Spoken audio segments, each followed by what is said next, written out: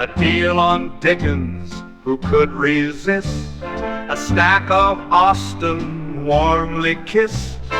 Golden Age crime tales twist and turn, every page a treasure to learn. Books keep coming home with me, piles so tall they're all I see. Turn a page and sail the sea, reading always feels so free. Hi, my name is Talia. Welcome to Talia Nerds Out. We are on the last day of 2025, very early in the morning on the last day of 2025. And I just want to do a quick plan of what I'm thinking of for Historathon 2025.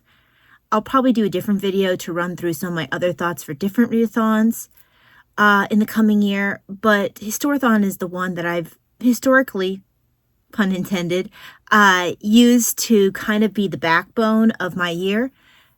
Got away from that a little bit this past year, although it still was kind of in the background for me, just not as much as in previous years. And I focused a little bit more on it at the beginning of the year than toward the end. All the David McCullough reading last year really kind of disrupted my normal scheduled reading. But I do have some idea of what I'm going to do for Historathon for 2026. I just want to run through some of those possibilities. I'm purposely planning a bit light because of other readathons that I want to do. Plus, I don't want to overwhelm myself, which is something I normally do. But let me just run through the rules really quickly for people who somehow might not be aware of Historathon, because I think we have a couple of newer people on booktube who might not, that follow me, that might not be really aware of Historathon. So Historathon, and I'm looking at notes down here, not because I don't remember the time periods, but some of the hosts have changed a little bit since the last time I updated my notes. So I want to make sure I get that information correct. But Historathon is a year-long readathon that encourages people to read more history. The goal is to read, basically one history book at least a year, if not at least one a quarter. So the year is broken up into quarters like a school year. January to March is prehistory to 500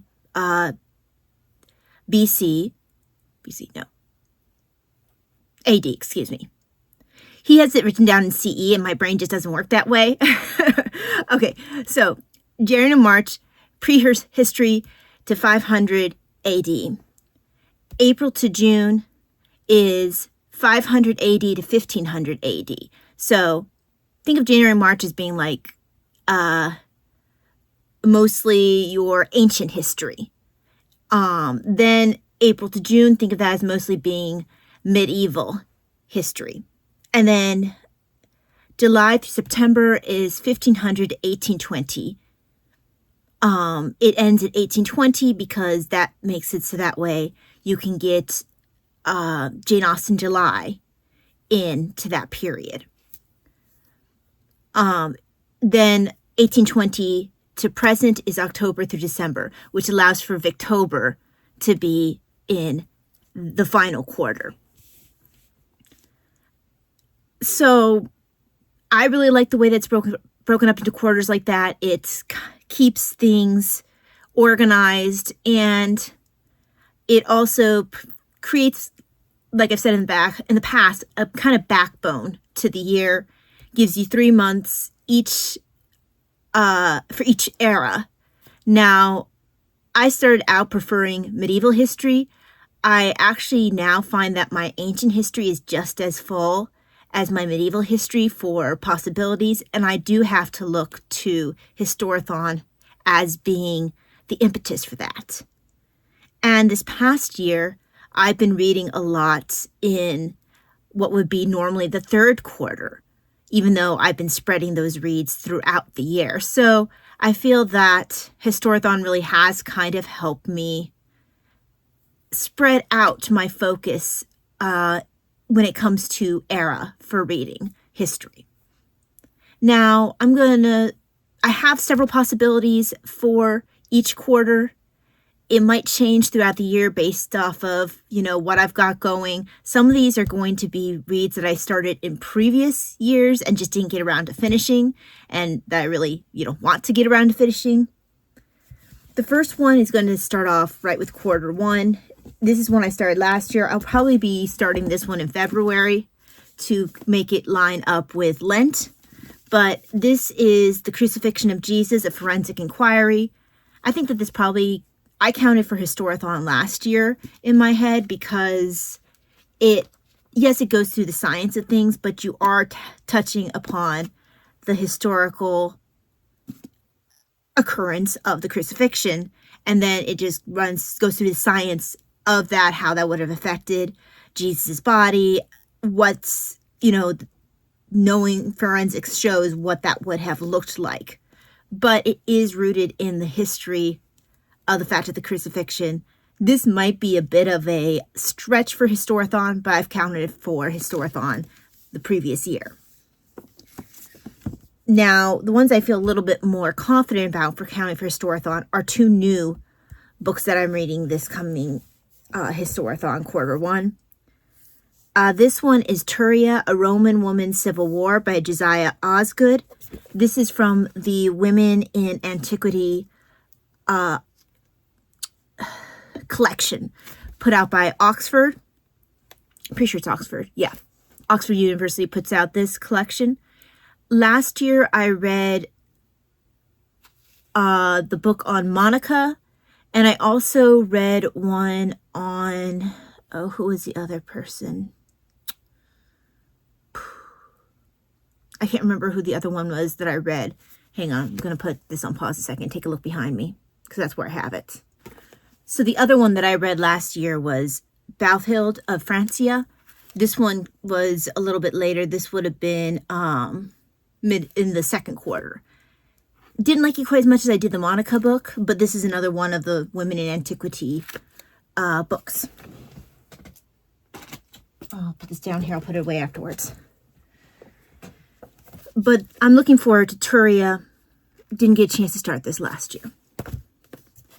Then this one was influenced by the book that I read on Monica last year from the Oxford Women in Antiquity. And this was mentioned as a source in that book. Now, this might be a bit of a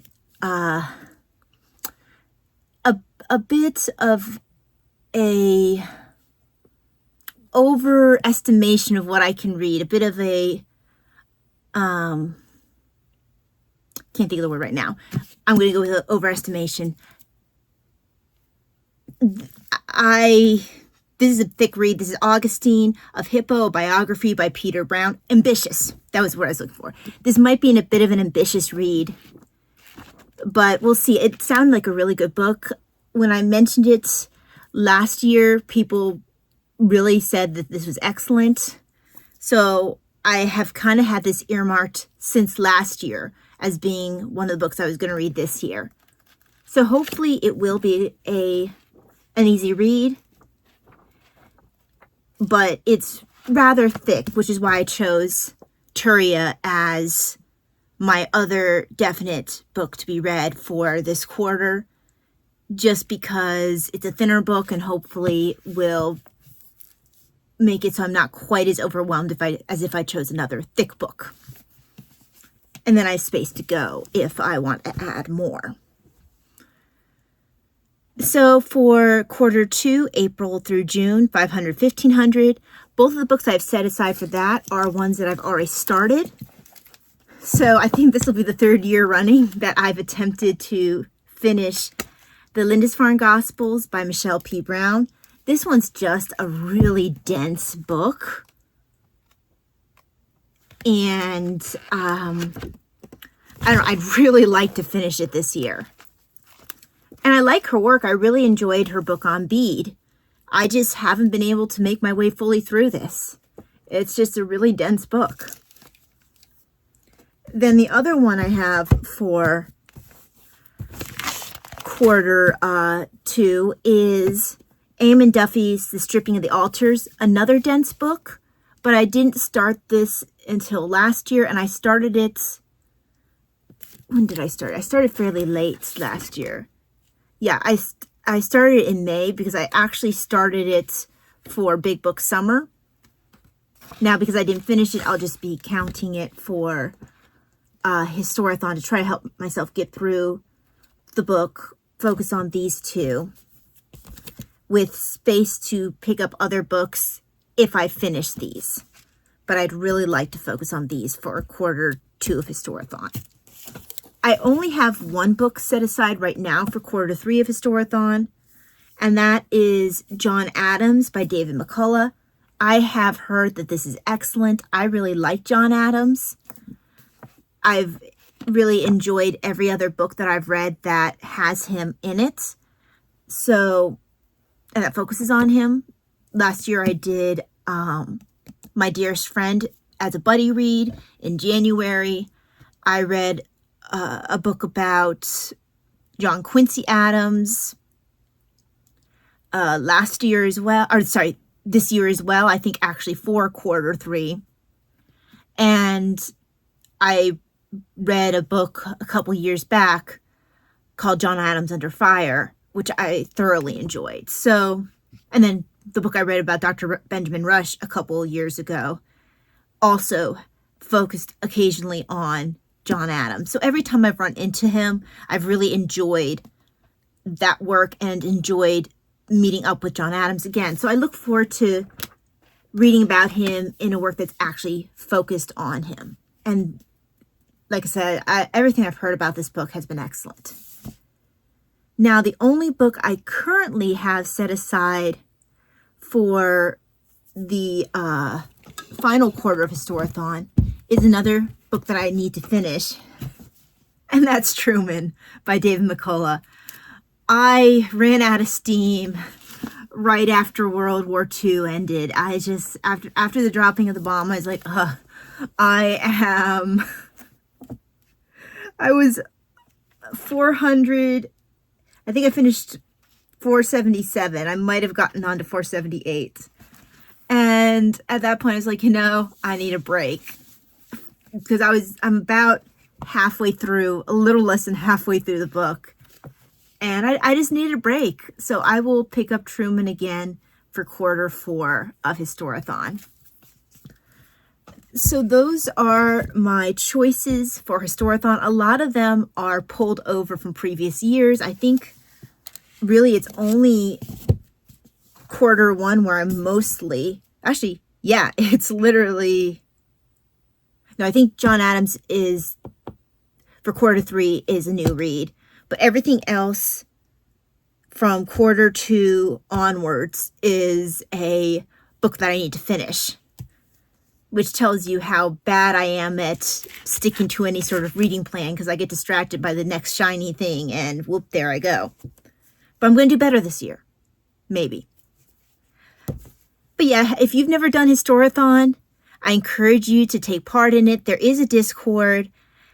The co-hosts are, and I'm looking at my notes down here, Bill Ruttenberg, Nicholas of Ottercourt, Rainer Reads Stuff, Triumphal Reads, and Revenant Vin, I believe. Because actually I copied this right off of his channel, so it just says me, and I'm not a co-host, so I need to correct. Because, like I said, I took it off of the description from his channel, so it's Revenant Vin. I will tag everyone in the description below this video, and I consistently keep Historathon in the description below my videos, so that if you want to go to any of the other channels for the co-hosts, I do recommend that. And I believe each of the co-hosts have a link to the Discord in their videos. I'm not at the Discord a lot, but that's simply because I'm really bad at keeping up in any sort of social media setting. I'm just really bad at that kind of communication. That shows, I'm sure people notice how much I struggle to keep up even in my comments. So yes, there is a Discord. Occasionally I'll pop my head in, but they have a lot of interesting discussions there. and you'll see reading suggestions. People will post links to their videos related to Historathon, etc. So yeah, if you've never taken part in Historathon, I highly recommend it. And if you are not, if you are going to take part in Historathon, I'd love to either see a video where you'll share your own plans for 2026, or see, anything in the comments where you discuss what you might think of for the coming year. Anyway, that's it for me. Look forward to seeing what people's plans are for 2026, and I will see you in the new year. God bless. Bye-bye. Oh, addendum, I almost forgot. Actually, I did forget because I hadn't necessarily planned this. I actually do have a year-long Historathon read, because I finished the book I was reading about the Liturgy Hours. So if you follow my channel for the past year, you'll know that I've been, or you might know that I've been engaging in an intense study of the prayer form that is the Liturgy of the Hours. And the book I was reading on the liturgy, I just finished today. So I have decided that I'm going to read for the full year the Liturgy of the Hours in the East and the West. And what's nice about it is it seems to be broken up into eras. So I can then, like, here's the 3rd century. I thought I saw the 4th century.